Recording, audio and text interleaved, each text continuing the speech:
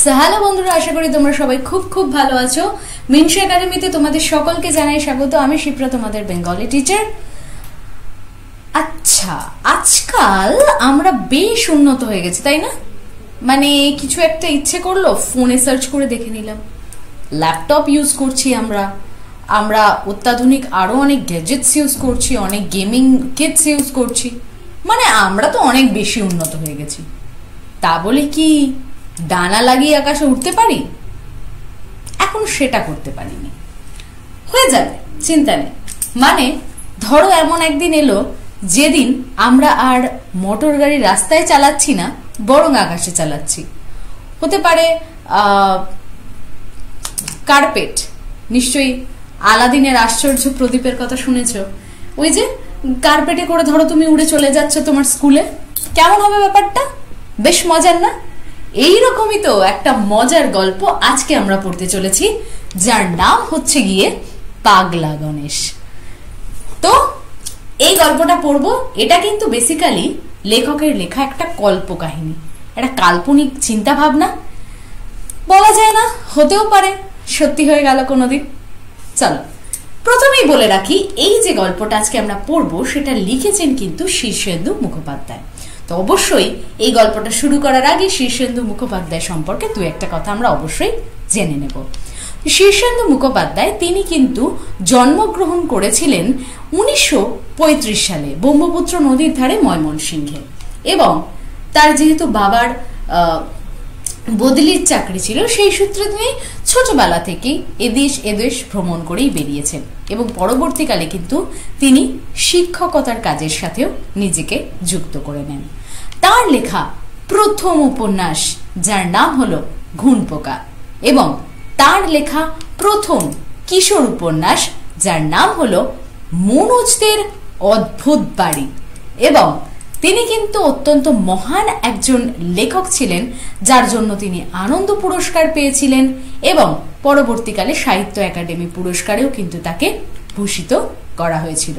তার বেসিক্যালি যেটা পছন্দের বিষয় ছিল সেটা হচ্ছে থ্রিলার এবং কল্প বিজ্ঞানের কাহিনী, মানে অদ্ভুত সব ভাবনা চিন্তা। এবং ঠিক সেই জায়গা থেকে দাঁড়িয়ে কল্প বিজ্ঞানের একটা কাহিনী আমরা আজকে পড়ব, যার নাম হচ্ছে পাগলা গণেশ। আশা করি গল্পটা শুনতে তোমাদের খুব ভালো লাগবে। আর গল্পটাকে গল্প শোনার মতো করে শুনতে হবে, তাই হেডফোনটা অবশ্যই কানে লাগিয়ে নেও। এবং চলো শুরু করা যায় আজকের গল্প পাগলা গণেশ। মাধ্যাকর্ষণ শক্তির প্রতিরোধকারী মলম আবিষ্কার হওয়ার পর থেকেই পৃথিবীতে নানা ধরনের উড়ান যন্ত্রের আবিষ্কার হয়েছে।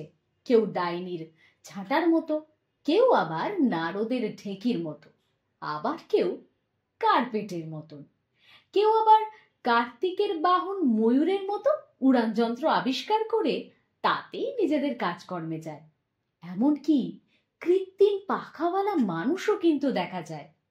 সালটা 3589। ইতিমধ্যে মানুষ চাঁদ, মঙ্গল, শুক্র গ্রহে তাদের ল্যাবরেটরি স্থাপন করেছে। সূর্যের আরো দুটো গ্রহের সন্ধান পাওয়া গেছে। মহাকাশের নক্ষত্রপুঞ্জের দিকে হাজার হাজার মানুষ আলোর চেয়েও গতিবেগ সম্পন্ন মহাকাশযানে রওনা দিয়েছে। যারা কাছাকাছি গেছে তাদের তো ফেরার সময় হয়ে এলো। পৃথিবীর মানুষেরা হাল ছাড়েনি। এই 150 বছর আগে যারা জন্মেছিল তারা সকলেই বেঁচে আছে। আজকাল পৃথিবীতে মানুষ আর মরে না। যারা মহাকাশে গেছে তারা ফিরে এসে আবার সেই আমলের লোকেদের দেখতে পাবে। তবে মানুষ বেঁচে আছে বলে নতুন মানুষ আর জন্ম হচ্ছে না। গত 150 বছরে কেউ পৃথিবীতে শিশুর কান্না শোনেনি। বিজ্ঞান ছাড়া অবশ্য এখন আর অন্য কোনো বিষয়ের চর্চা হয় না। কবিতা, গান, ছবি, আঁকা, কথা সাহিত্য, নাটক, সিনেমা এসব নিয়ে কেউ মাথা ঘামায় না, খামোকা সময়ও নষ্ট করে না। খেলাধুলার পাটও চুকে গেছে, অলিম্পিকও উঠে গেছে। বিশ্বকাপ আজ বিলুপ্ত, আছে শুধু বিজ্ঞান আর বিজ্ঞান। পূর্ণিমা দেখলে কোকিলের ডাক শুনলে কিংবা পলাশ ফুল ফুটলে কেউ আর আহা করে না। বৃষ্টি হলে কারো মন আর মেদুর হয় না। এগুলো সবাই প্রকৃতির কার্যকারণ নিয়ম হিসেবেই দেখা হয়। গোলাপ ফুলের সৌন্দর্যের চেয়ে অ্যানালিসিসটাই তাদের কাছে সবচেয়ে বেশি জরুরি। তাই দয়া, মায়া, করুণা, ভালোবাসা এসবের আর প্রয়োজন হয় না, আর এসবের অভাব দেখা দেয়। তাই মানুষের মধ্যে এসবের উদ্রেগও আর হয় না। ব্যতিক্রম অবশ্য আছে, যেমন পাগলা গণেশ, যার বয়স প্রায় 200 বছর হবে।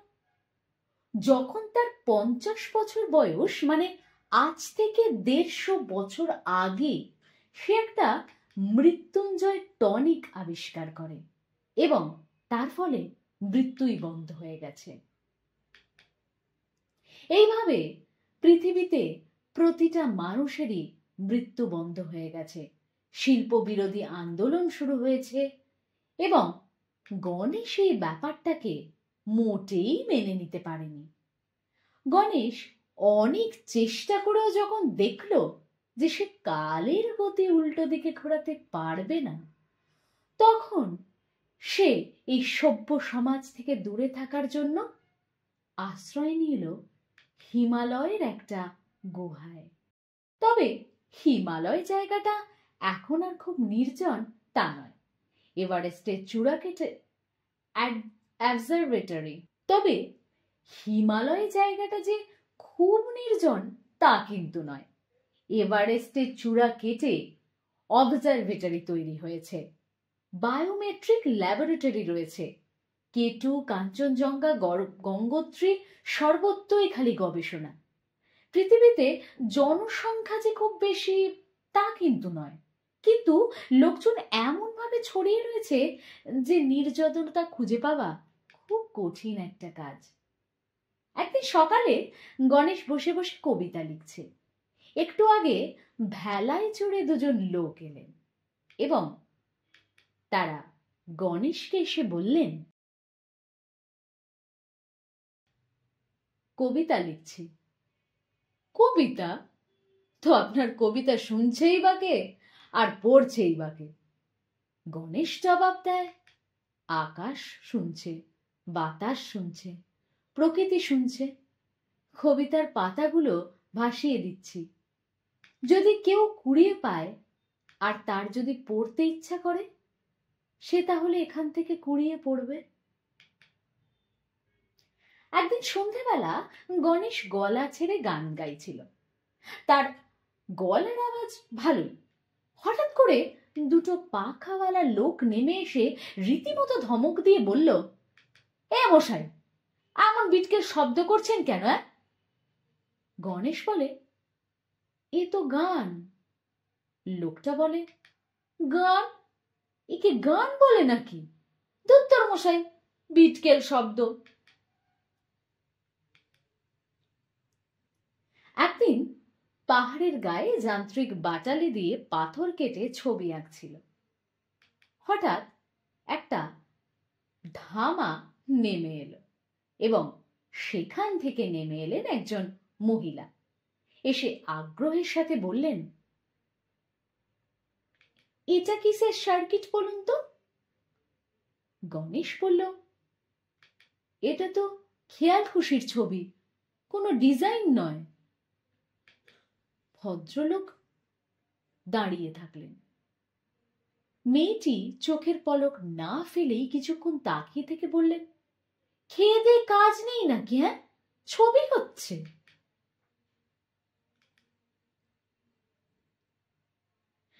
গণেশ জানে সে একা পৃথিবীর কোনো গতি কিছুতেই পাল্টাতে পারবে না, কিন্তু একা বসে বসে নিজের মনে কি করবে তারও তো উপায় নেই। তার এই মৃত্যুহীন জীবন অন্তহীন নরক যন্ত্রণার মধ্যে কাটাতে হবে।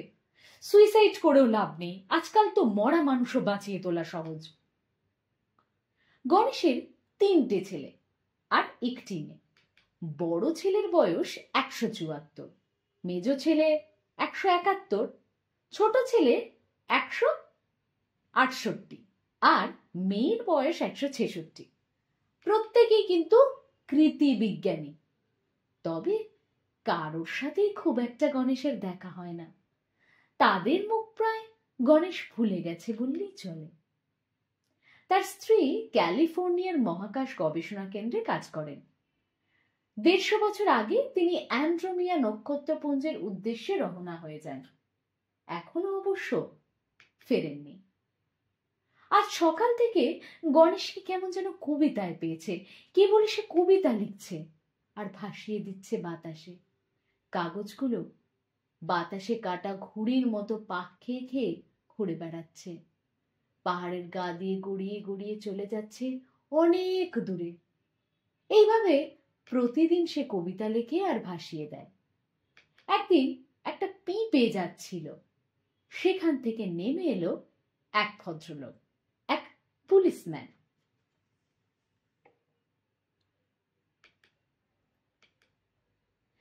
গণেশকে সম্ভাষণ করে বলল, স্যার, আপনি যখন কলকাতায় সায়েন্স কলেজে মাইক্রো ইলেকট্রনিক্স পড়াতেন, আমি তখন আপনার ছাত্র ছিলাম। কিন্তু আপনি এসব কি করছেন? পাহাড়ময় কাগজ ছড়াচ্ছেন কেন? এটা কি কোনো নতুন ধরনের গবেষণা? ওসব গবেষণা টবেষণা আমি ভুলে গেছি। আমি তো পৃথিবীকে বাঁচানোর চেষ্টা করছি। তার মানে পৃথিবী তো দিব্যি বেঁচে আছে, মরার তো কোনো লক্ষণই নেই। কে মরছে? মরছে মরছে, পৃথিবী মরছে। টের পাবে, টের পাবে। কাগজগুলো কি কোনো প্রেসক্রিপশন, পৃথিবী বাঁচানোর ওষুধ? গণেশ বলল, ঠিক তাই। এগুলো কবিতা, তুমি পড়ে দেখো।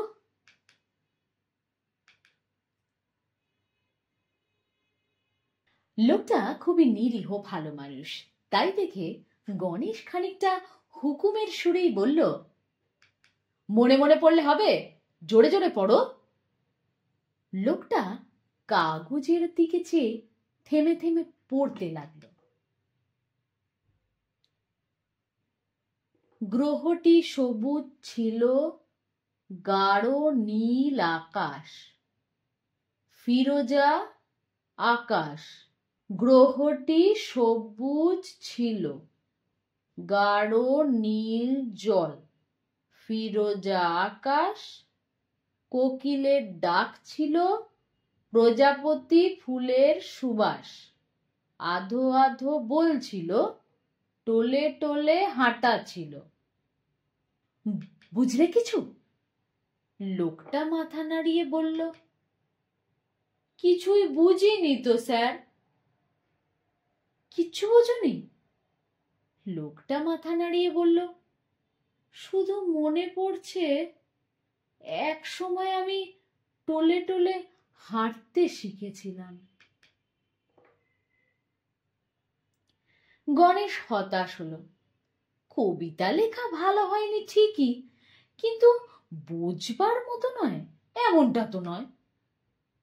পরদিন সকালে আবার রোজকার মতো কবিতা লিখছে। এমন সময় একটা বড় পিঁপে নামলো।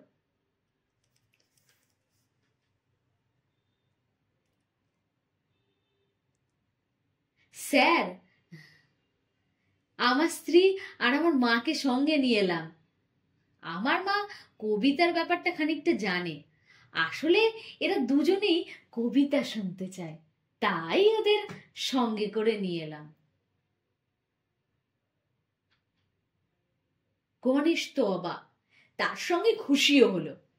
তবে শুধু কবিতা শুনিয়েই ছাড়লো না, সাথে কিন্তু গানও শোনালো।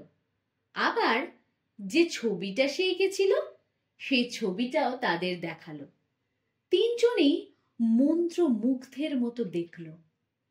পরদিন ফিরে এলো আবার 4 জন পুলিশম্যানকে নিয়ে, এবং তারা সকলেই গণেশ বাবুর সাথে দেখা করতে এসছে। লোকটি বলল, স্যার, আমার সহকর্মী কবিতা গান ব্যাপারটা একটু বুঝতে চায়। গণেশ তো খুব খুশি। আরে বসো বসো। সবাই কিন্তু গম্ভীরভাবে শুনল, কেউ কিন্তু ঠাট্টা মজা করল না। পরদিন লোকটা এলো না ঠিকই, কিন্তু জনা দশেক আরো লোক এলো। কেউ পুলিশ, কেউ বৈজ্ঞানিক, কেউ বা টেকনিশিয়ান। পরদিন আরো কিছু লোক এলো। তারপরের দিন আরো আরো আরো আরো লোক এলো। এক সপ্তাহ পরে রাষ্ট্রপুঞ্জের মহাসচিব বিমান থেকে নেমে এলেন এবং গণেশের ডেরায় গিয়ে বললেন, এ কি কাণ্ড করছেন আপনি? হ্যাঁ, পৃথিবীটা যে উচ্ছন্নে গেল। লোকে গান গাইছে, কবিতা লিখছে, হিজিবিজি ছবি আঁকছে। গণেশ হেসে বলে উঠল, যাক, তাহলে আর ভয় নেই, দুনিয়াটা বেঁচে যাবে। তাহলে গল্পটা শুনে তোমাদের কেমন লাগলো? আশা করি গল্পটা তোমাদের খুব ভালো লেগেছে। এবার ওভারঅল বিষয়বস্তুটা আমি ছোট করে একটু বলে দেবো এবং তারপরে চলে যাব তোমাদের অনুশীলনীতে যে প্রশ্ন উত্তর রয়েছে সেগুলোর আলোচনায়। কেমন? তাই খাতা পেন পেপার হাতে করে নিয়ে বসো, কারণ প্রশ্নের উত্তর যখন আমি বলবো সেগুলোকে অবশ্যই খাতা বা বইতে নোট ডাউন অবশ্যই করে নিও। কেমন? তো পাগলা গণেশ, মূলত যেটা বুঝলাম যে এই পাগলা গণেশ আসলে একটা কল্পবিজ্ঞানের কাহিনী, তাই না? একটা থ্রিল আছে এর মধ্যে, একটা কল্প কাহিনী আছে, অর্থাৎ যেটা ভবিষ্যতে হবে কিনা জানা নেই, তবে হয়ে যেতেও পারে, কারণ ধীরে ধীরে আমরা যা আধুনিক হচ্ছি, হতে পারে আরো 1000 বছরে আরো অনেক বেশি উন্নত হয়ে গেলাম, সত্যি হয়তো আমরা কার্পেটে করে আকাশে উড়ে বেরিয়ে স্কুল যাব। যাকে সেটা তো পরের ব্যাপার, সেটা তো পরে বোঝা যাবে। তবে বেসিক্যালি এটা একটা কল্পবিজ্ঞানমূলক কাহিনী। কিছু কল্পনা করা হয়েছে বিজ্ঞান বিষয়ক জিনিসকে নিয়ে, যেখানে পাগলা গণেশের বয়স প্রায় 200 বছর, তার স্ত্রী রয়েছে এবং তার 3টে ছেলে এবং একটা মেয়ে রয়েছে, যাদের বয়স প্রায় 100-150 বছরেরও কিন্তু বেশি, 174, 171 এরকম টাইপের, এবং সে নিজে তার বয়স 200 বছর প্রায়। এবং সকলে যখন বিজ্ঞান নিয়ে ব্যস্ত, সেই সময় একমাত্র গণেশ যে কিনা এই পৃথিবীর গতিটাকে উল্টো দিকে ঘোরাতে চেয়েছে, অর্থাৎ চেয়েছে মানুষকে সেই কবিতা, সেই গান বাজনা এবং আবেগ, যেটা মানুষের মন থেকে হারিয়ে যাচ্ছে। সত্যিই তো আজকাল মানুষের মন থেকে আবেগ হারিয়ে যাচ্ছে। আমরা হয়তো আর অতটা দুঃখ কষ্ট পাই না, মরছে মরুক গে, এরকম একটা ব্যাপার এসে গেছে আমাদের মধ্যে, এবং পরবর্তীকালে হয়তো সেটা আরো বেড়ে যাবে। হতে পারে এমন কিছু আবিষ্কার হলো যাতে মানুষ আর মরছে না, এই অন্তহীন জীবন নিয়ে যন্ত্রণায় জ্বলে মরছে, সেটা হতে পারে, অনেক কিছু হতে পারে। তো সেই জায়গায় দাঁড়িয়ে দেখা যেতে পারে যে কি হবে সেটা ভবিষ্যতই জানে। এবার আমরা চলে যাব কিন্তু সরাসরি প্রশ্ন উত্তরের আলোচনায়। তো চলো শুরু করা যাক আজকের প্রশ্ন উত্তরের পালা। প্রথম প্রশ্ন, পাগলা গণেশ একটি বিজ্ঞান না কল্পবিজ্ঞান না রূপকথার গল্প? উত্তরটা কি হবে? অবভিয়াসলি এটা একটা কল্পবিজ্ঞানের গল্প। পরেরটা কি বলছে দেখো, পরের প্রশ্ন বলছে অবজারভেটরি, এটার মানে বাংলা প্রতিশব্দ কি হবে? উত্তর হবে নিরীক্ষণাগার। ঠিক আছে। পরেরটা, সভ্য সমাজ থেকে দূরে পালিয়ে গিয়ে গণেশ কোথায় গিয়েছিল? হিমালয়ের গিরিগুহায় নাকি গভীর জঙ্গলে নাকি মহাকাশে? হিমালয়ের গিরিগুহায়। পরেরটা কি বলছে দেখো, গল্পের তথ্য অনুযায়ী মৃত্যুঞ্জয় টনিক আবিষ্কার হয়েছিল কত সালে? তো এখন যে সালটা বলছে, যে সালটা তার সাথে 150 বাদ দিয়ে দাও, যেটা বেরোবে উত্তরটা হবে 3439। পরের প্রশ্ন,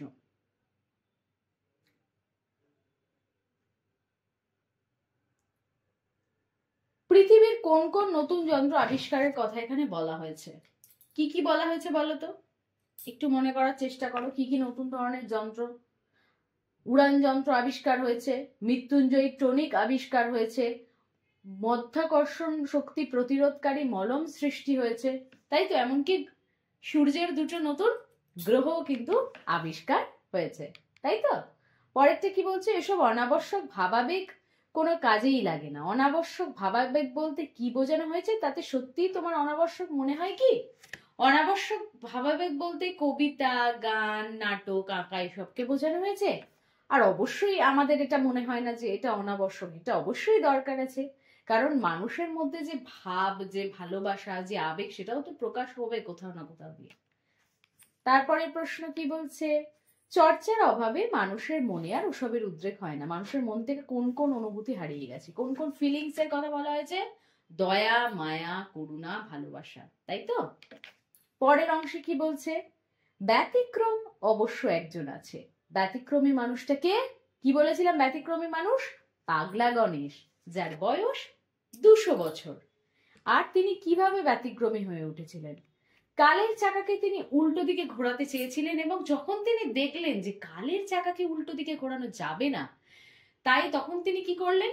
হিমালয়ের গুহায় গিয়ে আশ্রয় লিখলেন। সেখানে গিয়ে কবিতা লিখতে শুরু করলেন, গান গাইতে শুরু করলেন, আকাশে বাতাসে ছড়িয়ে দিলেন তার কবিতা, এবং গান গাইলেন, আঁকলেন। এইভাবে তিনি কিন্তু ব্যতিক্রমী হয়ে উঠেছিলেন। কারণ বাকি মানুষজন ব্যতিক্রম কে হয়? যে আলাদা কিছু করে, তাই তো? ঠিক সকলে যখন কেবল বিজ্ঞান চর্চা নিয়ে ব্যস্ত, সেই জায়গায় দাঁড়িয়ে পাগলা গণেশ কিন্তু সেই সময়ও গান, আঁকা, ছবি এবং এই ধরনের কাজগুলো করেছিল, যেটা তাকে সবার থেকে আলাদা করে দেয়। পরের প্রশ্ন, অমশাই অমন বিটকেল শব্দ করছেন কেন? কার উদ্দেশ্যে কথা বলেছিল? অবশ্যই গণেশের উদ্দেশ্যে বলা হয়েছিল। কারণ কি? কারণ সে গলা ছেড়ে চিৎকার করে মানে গান গাইছিল, যেটাকে তাদের বিকট শব্দ বলে মনে হয়েছিল। আর সেই সময় কি হয়েছিল? দুটো পাখাওয়ালা মানুষ নেমে এসে গণেশকে রীতিমতো ধমক দিয়ে এই কথা বলেছিল, তাই তো? পরের প্রশ্ন, গণেশ তার মুখশ্রী ভুলে গেছে। গণেশ কাদের মুখশ্রী ভুলে গেছে? তার ছেলে মেয়েদের, তাই তো? তারপরে বলছে তাদের ভুলে যাওয়ার কারণ কি বলে তোমার মনে হয়? কারণ দেখো, দীর্ঘদিন ধরে যদি কারোর সাথে তোমার দেখা না হয়, তাহলে তার মুখশ্রী ভুলে যাবে। এবং মুখশ্রী ভুলে যাওয়ার থেকে বড় কথা, ধরো সামান্য ছোটবেলায় তুমি তাকে দেখেছো, যার বয়স ধরো তখন ছিল 2 বছর, হঠাৎ করে তুমি তাকে দেখলে 20 বছরে, তুমি চিনতে পারবে? তার বাবা মা এসে ধরো ইন্ট্রোডিউস করে দিচ্ছে, আরে এই তো সেই 2 বছরের ছেলেটা এখন 20 বছর হয়ে গেছে, তখন হয়তো তুমি ভাববার চেষ্টা করো, আচ্ছা এত বদলে গেছে। কিন্তু যদি সেই 2 বছরের ছেলেটা তোমার পাশ দিয়ে চলে যায় 20 বছর বয়স হয়ে গিয়ে, বড় হয়ে গিয়ে, তা তুমি এমনিই চিনতে পারবে না। সেখানে দেখো, এত বছর, 100 বছর তারা দেখেইনি, গত 100 বছর, তারা অবভিয়াসলি তাদের মুখশ্রী ভুলে যাবে। তারপরেরটা, গণেশকে সসম্ভ্রমে অভিবাদন করে বলল, কে কি বলেছিল? এখানে পুলিশম্যান বলেছিল, কি বলেছিল? যে কলকাতার আপনি যখন সায়েন্স কলেজে মাইক্রো ইলেকট্রনিক্স পড়াতেন, আমি তখন আপনার ছাত্র ছিলাম, তাই এই সম্মানটা কিন্তু সে জানিয়েছিল। পরের প্রশ্ন, আমি পৃথিবীকে বাঁচানোর চেষ্টা করছি। বক্তা কিভাবে বাঁচানোর চেষ্টা করেছিল? তার প্রয়াস কি সফল হয়েছিল? গণেশ কি করেছিল? কবিতা লিখে, ছবি এঁকে এবং কবিতার কাগজগুলোকে বাতাসে ভাসিয়ে দিয়ে তার মনে হয়েছিল যদি কেউ পড়ে, যদি কারোর মনে পড়ে একটা অনুভূতি জাগে, হ্যাঁ, বা গান গিয়ে সে কিন্তু বাঁচানোর চেষ্টা করেছিল এই পৃথিবীকে। তবে শেষ পর্যন্ত কিন্তু সেটা সফল হয়েছিল, কারণ দিনের পর দিন প্রথম 10টা, 20টা, 30টা এইভাবে লোক বাড়তে শুরু করে, সবাই কবিতা গানের প্রতি ইন্টারেস্টেড হয়, এবং শেষ পর্যন্ত তো রাষ্ট্রচুচি চলে আসে যে আপনি কি করছেন, এরা এই সমস্ত ছবি আঁকছে, এ করছে। তখন কিন্তু গণেশ বুঝে গেছিল যে আমি যেটা করতে চাইছিলাম, যে সবার মনে আবেগ জাগাতে, সেটা কিন্তু জেগেছে। পরের প্রশ্ন, লোক তো অসহায়ভাবে মাথা নেড়ে বলল। এখানে কার কথা বলা হয়েছে? সে কি বললো? তার অসহায়ভাবে মাথা নাড়ার কারণ কি? প্রথম কথা হচ্ছে এখানে কার কথা বলা হয়েছে? পুলিশম্যানের কথা। দ্বিতীয়ত, সে কি বলল? সে বলল যে পড়ে সে সমস্ত কোনোদিনই পড়েনি, আর সে পড়েও কিছুই বুঝতে পারছে না। পরেরটা, তার অসহায়ভাবে মাথা নাড়ার কারণ কি? কারণ যে তাদের শিক্ষা নিকেতন, তারা সেখান থেকে পড়াশোনা করেছে, সেখানে তো আর এই ধরনের কবিতা টবিতা পড়ানো হতো না, তাই সে কিছু বুঝতেই পারছিল না, এবং তাই জন্য সে অসহায়ভাবে মাথা নাড়ছিল যে না, আমি কিচ্ছু বুঝতে পারছি না। কেমন? পরের অংশ, 3 জন মন্ত্রমুগ্ধ হয়ে বসে রইল। এই 3 জন কারা কারা? তাদের মন্ত্রমুগ্ধ করার কারণ কি? 3 জন হচ্ছে পুলিশম্যান, তার স্ত্রী এবং তার মা। আর তাদের মন্ত্রমুগ্ধ অর্থাৎ খুব মন দিয়ে একদম হারিয়ে যাওয়ার মতো মন্ত্রমুগ্ধ অবস্থা হয়ে গেছিল। কারণ তারা জীবনে কোনোদিন কবিতা শোনেনি, গান শোনেনি। হঠাৎ করে এত বছর বাদে যখন তারা দেখলো যে কবিতা হচ্ছে, গান হচ্ছে, সেটা দেখে তাদের মন কিন্তু ভীষণই আপ্লুত হয়ে গেছিল, এবং তারা মুগ্ধ হয়ে গেছিল গান, কবিতা, ছবি আঁকা, এই সমস্ত জিনিসগুলো দেখে। পরের প্রশ্ন, পাগলা গণেশ গল্পের মুখ্য চরিত্র গণেশকে তোমার কেমন লাগলো? অবশ্যই ভালো লেগেছে আমাদের। প্রথম কথা হচ্ছে ভালো লেগেছে। তারপরে হচ্ছে যে বিজ্ঞানের যুগে দাঁড়িয়ে গণেশ এমন একজন মানুষ যিনি কিনা তার অনুভূতিগুলোকে, তার ফিলিংস, তার দয়া মায়া করুণা ভালোবাসার ফিলিংস গুলোকে বাঁচিয়ে রেখেছিলেন। সবাই যখন বিজ্ঞান চর্চায় ব্যস্ত, তিনি কিন্তু নিজেকে ব্যতিক্রমী করে তুলেছিলেন। বিজ্ঞান চর্চা ছেড়ে তিনি তখন ছবি আঁকা, গান করা, এই ধরনের বিষয়ে নিজেকে ব্যস্ত করে তুলেছিলেন এবং অক্লান্ত পরিশ্রম করে সকলের মধ্যে সেই অনুভূতি জাগাতেও কিন্তু তিনি সফল হয়েছিলেন। এখানে তার একটা অদ্ভুত পাগলামি রয়েছে, যেটা আমাদের সত্যি ভীষণ ভালো লাগবে, তাই তো? পরেরটা কি বলছে? অর্থ অপরিবর্তিত রেখে, মানে অর্থটা চেঞ্জ করা যাবে না, নিচের শব্দগুলোই কোনো অন্য একটা চেঞ্জ করে শব্দ বসাতে হবে। আচ্ছা, কি বলছে দেখো, ওসব অনাবশ্যক ভাবাবেগ কোনো কাজেই লাগে না। উত্তরটা কি হবে? ওসব অপ্রয়োজনীয় ভাবাবেগ কোনো কাজে লাগে না। অনাবশ্যক, যেটা আবশ্যক নয়, মানে অপ্রয়োজনীয়, মানে অনাবশ্যকের জায়গায় তাই অপ্রয়োজনীয় কথাটা ব্যবহার করা হয়েছে। কেউ ঠাট্টা বিদ্রুপ করলো না। উত্তরটা কি হবে? কেউ রং তামাশা করলো না। পরেরটা কি বলছে? দুনিয়াটা বেঁচে গেল। উত্তরটা কি হবে? পৃথিবীটা বেঁচে গেল। পরেরটা কি বলছে? মহাসচিব তার বিমান থেকে নামলেন গণেশের ডেরায়। মহাসচিব তার উড়োজাহাজ থেকে, বিমানের বদলে কি বললাম আমরা? উড়োজাহাজ থেকে নামলেন গণেশের গুহায়। তারপরে প্রশ্ন, গণেশকে সসম্ভ্রমে অভিবাদন জানিয়ে বলল। এখানে উত্তরটা কি হবে? গণেশকে সসম্মানে অভিবাদন জানিয়ে বলল। তারপরেরটা কি বলছে? লোকে গান গাইতে লেগেছে, কবিতা মক্ষ করছে। তাহলে এখানে কি হবে?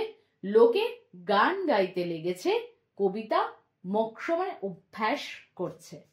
কেমন? পরেরটা কি বলছে? হিমালয় যে খুব নির্জন জায়গা তা নয়। তার মানে কি বলছে? নির্জন, এটাকে চেঞ্জ করে দিতে হবে, যে হিমালয় যে খুব জনহীন জায়গা তা কিন্তু নয়। পরেরটা কি বলছে? ধুর মশাই, যে বিটকেল শব্দ, এটাকে আমরা কিভাবে ঘুরিয়ে বলতে পারি? ধুর মশাই কি বিশ্রী শব্দ, তাই তো? বিটকেলটাকে আমরা বলতে পারি বিশ্রী। পরে কি বলছে? এক কথায় লেখো, অন্ত নেই যার, অনন্ত বা অন্তহীন। পরেরটা, প্রধান যে সচিব, মহাসচিব। প্রতিরোধ করে যে, প্রতিরোধী। গতিবেগ আছে যার, গতিশীল। মৃত্যুকে জয় করে যে, মৃত্যুঞ্জয়ী। এগুলো কিন্তু তোমরা সমস্ত কিছু নোট ডাউন করে নিও, চাইলে স্ক্রিনশট নিতে পারো বা পজ করে উত্তরগুলো দেখে নিতে পারো। পরে কি বলছে? সন্ধি বিচ্ছেদ করো, আবিষ্কার। কি হবে? আবি যুক্ত কার। মাধ্যাকর্ষণ, মধ্য যুক্ত আকর্ষণ। পরেরটা কি বলছে? মৃত্যুঞ্জয়, মৃত্যু যুক্ত জয়। অনাবশ্যক, কি হবে? অন যুক্ত আবশ্যক। তারপরে বলছে গবেষণা, গো যুক্ত এসোনা। গণেশ, গণ যুক্ত ইস। পরীক্ষা, পরি যুক্ত ইক্ষা। অন্তরিক্ষ, অন্ত যুক্ত ইক্ষ। হিমালয়, হিম যুক্ত আলয়। নির্জন, নি যুক্ত জন। গবেষণাগার, গো যুক্ত এসোনা যুক্ত আগার। সমার্থক, সেম শব্দ। কৃত্রিম মানে নকল। আন্দোলন মানে হচ্ছে বিক্ষোভ বা প্রতিবাদ। পৃথিবী, ধরনী বলতে পারো, ধরা বলতে পারো। তো চলো এবার আমরা পরের অংশটা দেখি, যেখানে বলেছে তোমাদের কারক নির্ণয় করতে। তোমাদের একটা বাক্য দেওয়া হবে, সেখানে আন্ডারলাইন করা থাকবে। যেটা আন্ডারলাইন করা থাকবে সেটাকে কি, কাকে, কেন, কি জন্য, যেভাবে প্রশ্ন হচ্ছে সেটা হবে তার উত্তর, এবং সেইভাবে প্রশ্ন করে কিন্তু তোমাকে কারক এবং বিভক্তি নির্ণয় করতে হবে। তবে এটার জন্য আমার ডিটেলস ক্লাস তোমরা করতেই পারো, বাংলা ব্যাকরণের ক্লাস। এবং তার আগে বিভক্তি কি এটাও বলে দিই, কারণ কারকের সাথে বিভক্তি নির্ণয় করাটা মাস্ট থাকে। বিভক্তি হচ্ছে, ধরো আমি বললাম রাম, রাম হচ্ছে মূল শব্দ। মূল শব্দটা কিন্তু বিভক্তি নয়, মূল শব্দটা মূল শব্দ। রাম একজনকার নাম, এটা মূল শব্দ। এর সাথে যদি আমি বলি রামকে, এই যে রাম কে মানে মূল শব্দের সাথে আমি একটা এক্সট্রা শব্দ যুক্ত করে দিলাম কে, এই কেটা হচ্ছে বিভক্তি। অনেক ক্ষেত্রে বিভক্তি নাও থাকতে পারে, সেক্ষেত্রে সেটা শূন্য বিভক্তি হয়। কেমন? এবার শুরু করি। প্রথম প্রশ্ন রয়েছে, গণেশও আর সকলের মতো টনিকটা খেয়েছিল। এখানে কি হবে? কর্তৃকারক শূন্য বিভক্তি। নোট ডাউন করে নাও ডিটেলসটা ব্যাকরণ ক্লাসে। পরের প্রশ্ন, তার গলা বেশ ভালোই ছিল। হবে কি? কর্মকারকে এর বিভক্তি, গানের। ঠিক আছে? তারপরে কি বলছে? আকাশে একটা পিপে ভাসছিল। কি ভাসছিল? পিপে। তো এটা হবে অধিকরণ কারক এবং এ বিভক্তি। কোথায় ভাসছিল? না আকাশে। আকাশটা মূল শব্দ, এ বিভক্তি। পরের প্রশ্ন, আজ সকালে গণেশকে কবিতায় পেয়েছে। উত্তর হবে অধিকরণ কারকে এ বিভক্তি। পরের প্রশ্ন, আমি পৃথিবীকে বাঁচানোর চেষ্টা করছি। এটা হচ্ছে সম্বোধন কারকে এ বিভক্তি। পরের অংশ, ও মশাই এমন বিটকেল শব্দ করছেন কেন? এটা হচ্ছে কর্মকারকে শূন্য বিভক্তি। পরেরটা, রাষ্ট্রপুঞ্জের মহাসচিব তার বিমান থেকে নামলে। এটা হচ্ছে অপাদান কারকে এ বিভক্তি। এটা হচ্ছে অপাদান কারকে এ বিভক্তি। এবং শেষ প্রশ্ন, তিনজন মন্ত্রমুগ্ধ হয়ে বসে রইল। কর্মকারকে শূন্য বিভক্তি। তাহলে গল্পটাও শুনলে, তার অনুশীলনীতে প্রশ্ন উত্তরগুলো আমি তোমাদেরকে আলোচনা করে দিলাম। যে জায়গাগুলো উত্তর লিখতে মিস করে গেছো, ব্যাক করে গিয়ে পজ করে উত্তর লিখে নিতেই পারো। তাহলে বোঝা গেছে তো? এবার দেখা হচ্ছে তোমাদের সাথে পরের অন্য কোনো ক্লাসে। ততক্ষণের জন্য সুস্থ থাকো আর ভালো থাকো।